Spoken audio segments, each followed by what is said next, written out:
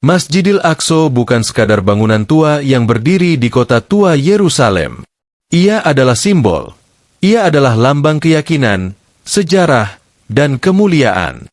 Tapi tahukah kamu? Di balik semua itu, ada rencana besar. Rencana yang tak pernah berhenti.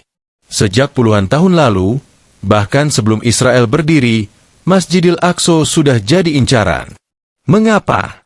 Kenapa Israel begitu terobsesi pada Masjidil Aqsa? Apakah ini hanya soal tanah?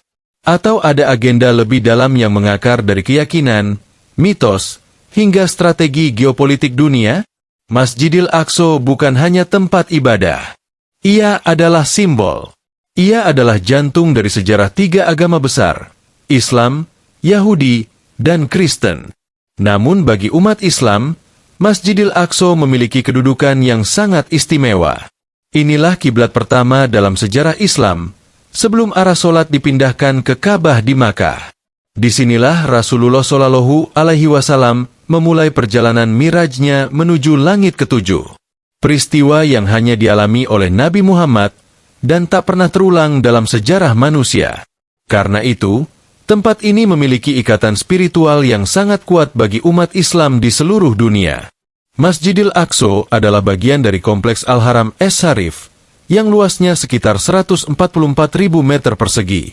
Ia bukan hanya bangunan berkubah perak, tapi keseluruhan wilayah suci yang dikelilingi tembok. Termasuk juga Dome of the Rock, yang berkubah emas, dan berbagai mihrab, sumur, serta aula di sekitarnya. Namun tahukah kamu bahwa di bawah tanah kompleks ini, tersembunyi sejarah yang diperebutkan? Kaum Yahudi percaya bahwa di tempat yang sama, pernah berdiri dua bangunan suci mereka. Bait suci pertama yang dibangun oleh Raja Sulaiman, dan bait suci kedua yang dibangun kembali setelah kehancuran pertama, lalu dihancurkan lagi oleh Romawi. Bagi mereka, tempat ini disebut sebagai Temple Mount atau Gunung Bait Suci. Dan inilah alasan utama mengapa kelompok Zionis Yahudi sangat terobsesi dengan Masjidil Aqsa. Mereka meyakini bahwa pembangunan kembali Bait Suci ketiga adalah bagian dari nubuat ilahi. Bagi mereka, inilah syarat turunnya Mesias versi Yahudi, yaitu tokoh penyelamat bangsa Israel. Artinya, sebelum Bait Suci ketiga dibangun, janji Tuhan kepada bangsa Israel belum sempurna. Tapi masalahnya, tempat yang mereka klaim sebagai lokasi Bait Suci itu sekarang ditempati oleh Masjidil Aqsa. Dengan kata lain, selama Masjidil Aqsa masih berdiri, proyek spiritual dan politis mereka belum bisa dimulai. Dan disinilah konflik bermula. Konflik ini bukan hanya soal wilayah, tapi soal kepercayaan, identitas, dan masa depan. Banyak orang tidak menyadari bahwa di balik perebutan fisik atas Yerusalem, ada ideologi besar yang sedang bekerja. Organisasi seperti Temple Institute di Israel secara terbuka menyatakan bahwa mereka sedang mempersiapkan pembangunan kembali Bait Suci.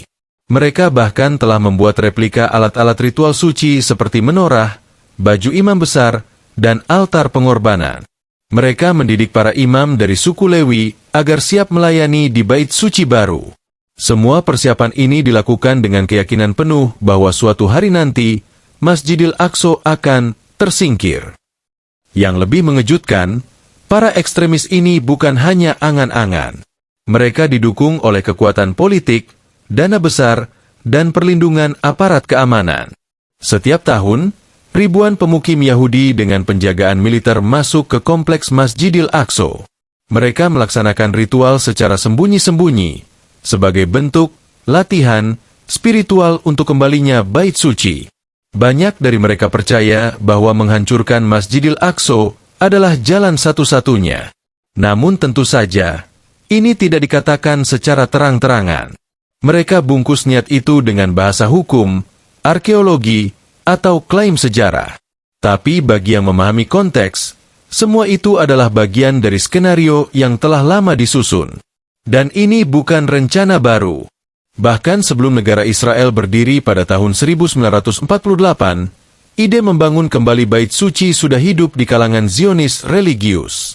Sejak akhir abad ke-19, tokoh-tokoh Yahudi sudah membicarakan kembalinya Yerusalem dan pembersihan Temple Mount. Zionisme modern bukan hanya proyek nasionalisme, tapi juga syarat dengan motif keagamaan. Masjidil Aqsa bagi mereka adalah penghalang utama. Ia adalah simbol kehadiran Islam di jantung Yerusalem.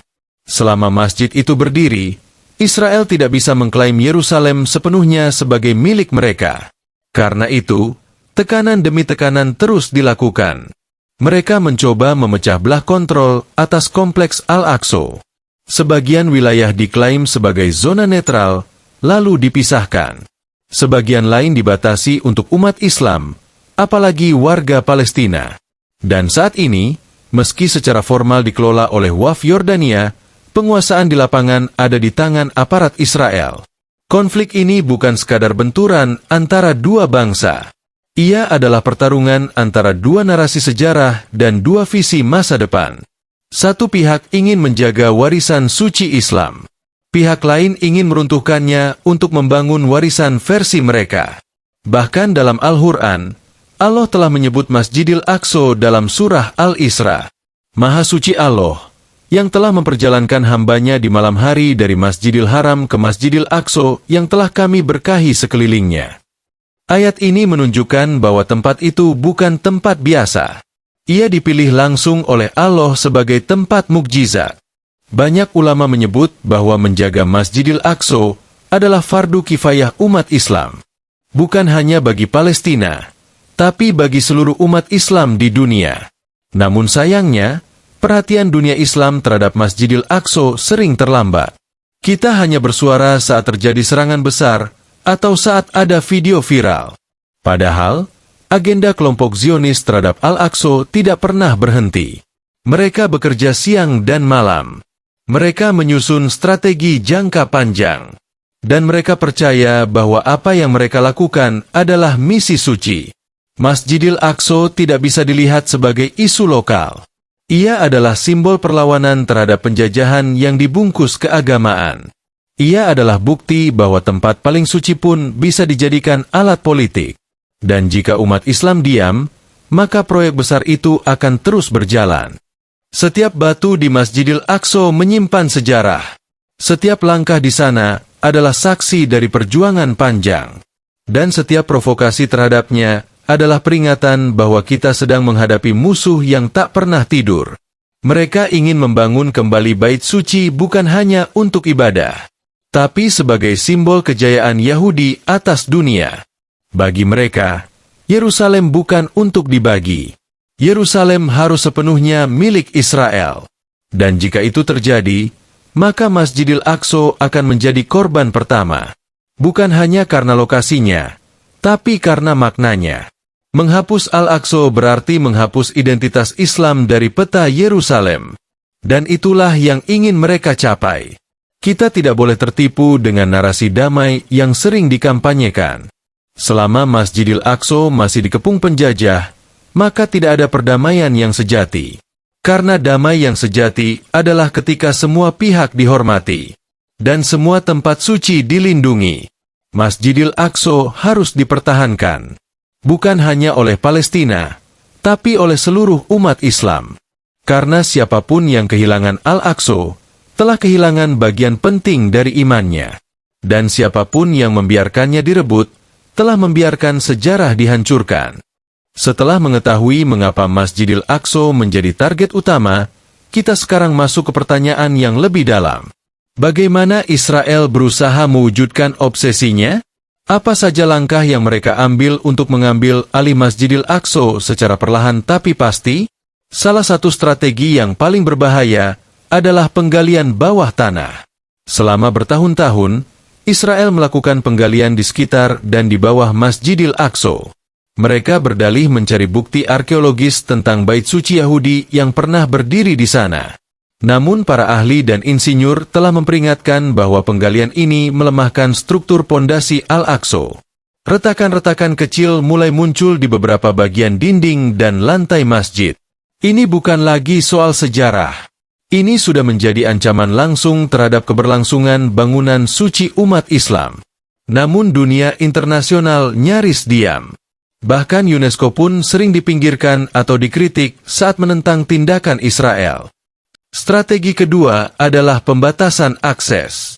Umat Islam, terutama warga Palestina, seringkali dilarang masuk ke Masjidil Aqsa. Mereka dituduh mengancam keamanan atau dituduh akan melakukan kekerasan. Padahal, banyak dari mereka hanya ingin sholat. Bahkan orang tua dan anak-anak pun tak luput dari larangan masuk. Israel menggunakan sistem perizinan dan checkpoint ketat.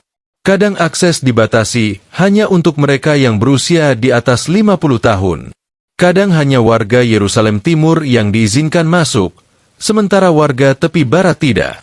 Tujuannya jelas, mengurangi kehadiran Muslim di dalam kompleks masjid. Dan pada saat yang sama, meningkatkan kehadiran pemukim Yahudi. Di sisi lain, warga Palestina yang mencoba melindungi masjid justru dikriminalisasi. Banyak pemuda yang ditangkap hanya karena meneriakkan takbir atau membentangkan bendera Palestina. Bahkan penjaga masjid yang bekerja di bawah naungan Waqf Yordania pun sering diinterogasi atau diusir. Ini adalah bentuk nyata dari intimidasi yang terstruktur. Israel juga menggunakan hukum sebagai senjata. Mereka mengubah peta, mengubah nama-nama jalan, dan menyesuaikan kurikulum sekolah. Anak-anak Yahudi diajarkan bahwa Temple Mount adalah milik Yahudi sepenuhnya. Sejarah Islam dihapus dari buku pelajaran. Literasi sejarah dimanipulasi demi membentuk persepsi generasi baru. Selain itu, ada pula tekanan melalui pembangunan pemukiman. Wilayah sekitar Al-Aqsa, termasuk Silwan dan Sheikh Jarrah, terus diambil alih. Rumah-rumah warga Palestina dihancurkan dengan alasan tak punya izin. Padahal izin pembangunan nyaris mustahil didapatkan oleh warga Arab. Rumah mereka dirampas dan digantikan oleh pemukiman Yahudi yang dijaga ketat. Tujuannya adalah mengubah demografi kawasan Yerusalem Timur. Dengan mengurangi populasi Arab dan meningkatkan populasi Yahudi, Israel ingin mengubah fakta di lapangan. Mereka ingin dunia menerima bahwa Yerusalem sepenuhnya adalah milik mereka. Dan Masjidil Aqsa hanya bagian kecil dari cerita masa lalu. Media pun dijadikan alat propaganda. Berbagai kanal berita pro-Israel menyebut Al-Aqsa sebagai lokasi sensitif atau lokasi sengketa. Mereka menghindari menyebutnya sebagai Masjid Suci Umat Islam. Sebaliknya, istilah Temple Mount lebih dikedepankan. Ini adalah bentuk normalisasi narasi Yahudi ekstremis kepada dunia. Dan semuanya terjadi di depan mata dunia. Seringkali umat Islam di luar Palestina tidak menyadari betapa seriusnya ancaman ini. Karena perhatian kita hanya sesaat. Saat terjadi konflik besar, barulah ramai. Tapi begitu reda, kita kembali lupa. Padahal, Israel tidak pernah berhenti. Langkah-langkah mereka terus berjalan meski tanpa sorotan media. Penggalian terus dilakukan. Pemukiman terus dibangun. Dan pembatasan akses terus diterapkan. Ini adalah bentuk kolonialisme modern yang dibungkus agama. Masjidil Aqsa sedang dikepung bukan dengan bom, tapi dengan hukum dan birokrasi. Dengan propaganda dan manipulasi sejarah. Dengan kekuatan militer dan keheningan dunia internasional. Jika kita tidak sadar, maka suatu hari nanti, kita akan terbangun dan mendapati bahwa Masjidil Aqsa telah berubah. Ia tak lagi masjid. Ia menjadi museum. Atau bahkan reruntuhan. Dan itulah yang sedang diperjuangkan oleh para ekstremis Zionis. Bukan untuk perdamaian, tapi untuk dominasi total atas tempat paling suci milik umat Islam. Pertanyaannya sekarang adalah, apa yang sebenarnya sedang dipertaruhkan? Apakah ini hanya soal masjid dan batu? Apakah ini hanya konflik lokal antara Palestina dan Israel? Jawabannya jauh lebih besar dari itu. Apa yang terjadi di Masjidil Aqsa adalah potret dari pertarungan antara kebenaran dan kebohongan. Antara penindasan dan perlawanan. Antara penjajahan dan pembebasan. Masjidil Aqsa bukan hanya milik warga Palestina. Ia adalah milik seluruh umat Islam. Ia adalah simbol keimanan, sejarah, dan harga diri umat. Saat Masjidil Aqsa dihina, seluruh umat Islam seharusnya merasa dihina. Tapi mengapa banyak yang diam? Mengapa suara dunia Islam terdengar begitu pelan, bahkan nyaris tak terdengar? Mungkin karena kita terlalu jauh. Mungkin karena kita merasa tak berdaya. Namun sesungguhnya, yang sedang terjadi di sana menyangkut kita semua. Jika hari ini Israel bisa menguasai Masjidil Aqsa dengan klaim sejarah, maka besok bisa saja tempat suci lain di dunia mengalami nasib yang sama. Karena jika penjajahan dibiarkan, maka ia akan berkembang. Apa yang sedang dipertaruhkan bukan hanya bangunan masjid, tapi juga kedaulatan, hak asasi manusia, dan kebenaran sejarah. Jika Al-Aqsa jatuh, maka dunia akan menyaksikan bahwa tempat suci pun bisa dihancurkan tanpa konsekuensi. Dan itu akan menjadi presiden berbahaya bagi umat manusia. Israel telah menjadikan Masjidil Aqsa sebagai alat politik. Mereka menggunakannya untuk menunjukkan kekuasaan, untuk menundukkan warga Palestina, dan untuk menunjukkan pada dunia bahwa mereka bisa melakukan apapun tanpa ditentang. Setiap tahun, pelanggaran terhadap Masjidil Aqsa terus meningkat. Namun kecaman dari dunia internasional tak pernah berubah menjadi tindakan nyata. Lembaga-lembaga dunia hanya mengeluarkan pernyataan. Tidak ada sanksi. Tidak ada tindakan tegas. Apa yang bisa kita lakukan? Mungkin kita tidak bisa pergi ke Palestina. Mungkin kita tidak punya kekuatan politik. Tapi kita punya suara. Kita punya pena. Kita punya jaringan. Kita bisa mendukung gerakan kemanusiaan yang melindungi hak-hak warga Palestina. Dan yang terpenting, kita bisa mendoakan mereka dengan penuh kesungguhan. Ingat, sejarah selalu mencatat siapa yang diam dan siapa yang berjuang. Diam adalah bentuk pengkhianatan paling halus. Dan Masjidil Aqsa terlalu mulia untuk kita biarkan sendirian. Di masa lalu, kaum muslimin dari berbagai negeri bangkit hanya karena Masjidil Aqsa diganggu. Hari ini, kita hanya mengganti foto profil dan membuat unggahan singkat. Apakah itu cukup? Tentu tidak. Kesadaran harus diubah menjadi tindakan.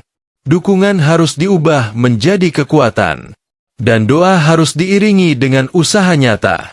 Ingatlah bahwa siapa yang menjaga Masjidil Aqsa, ia menjaga bagian dari imannya.